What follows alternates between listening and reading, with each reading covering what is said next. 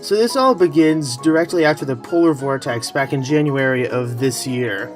I started noticing some things wrong with my car, one of the main things being that the steering wheel was very stiff.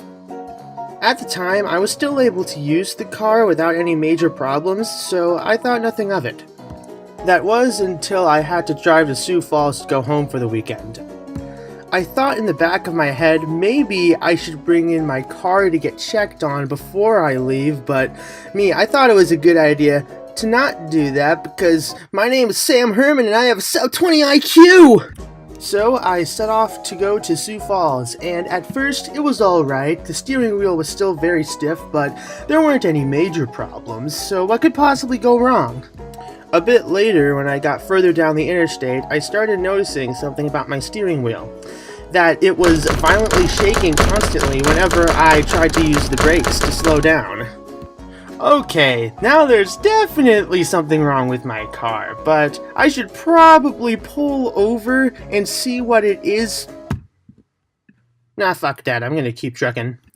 Eventually, I get close enough to my house to get the idea that, you know what, if something very bad was going to happen, it would have happened by now, so maybe it would be safe to just go to my house and bring it into the shop the next day. And finally, I made it. I made it to my exit without anything bad happening. And right when I thought I was off the hook, that's when it finally happened.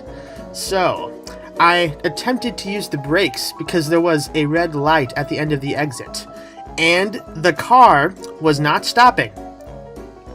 I even tried to use the emergency brakes, and the emergency brakes were not budging. Oh shit, this is the end. Well, nice knowing you. At this point, I knew that there was only one thing to do, and that was to sit back and accept fate. I did all that I could, so now all there's left to do is to step on it and accept fate. Dying in a big-ass car explosion would be a pretty badass thing to die. Balls to the wall, motherfucker, let's do this! Turn that shit up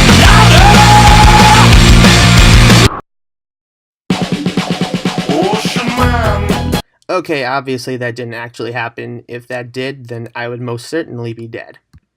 Well, here's what actually happened. I did dolphin dive into oncoming traffic, but luckily they saw me and were able to stop.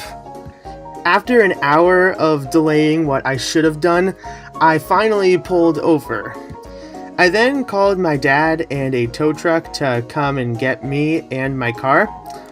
Also, while I was waiting, a friend from high school actually pulled over to check on me and see if I was okay, so that was pretty cool of them. So then my dad got there, picked me up, tow truck got there, picked my car up and brought it to a repair shop. And I went the rest of that weekend without my car. At the end of the weekend, I had to get a ride from my dad to get back to Madison. So what have we learned from this entire ordeal? Well, to put it simply, if there's something wrong with your car, then get it fixed, you subhuman piece of garbage!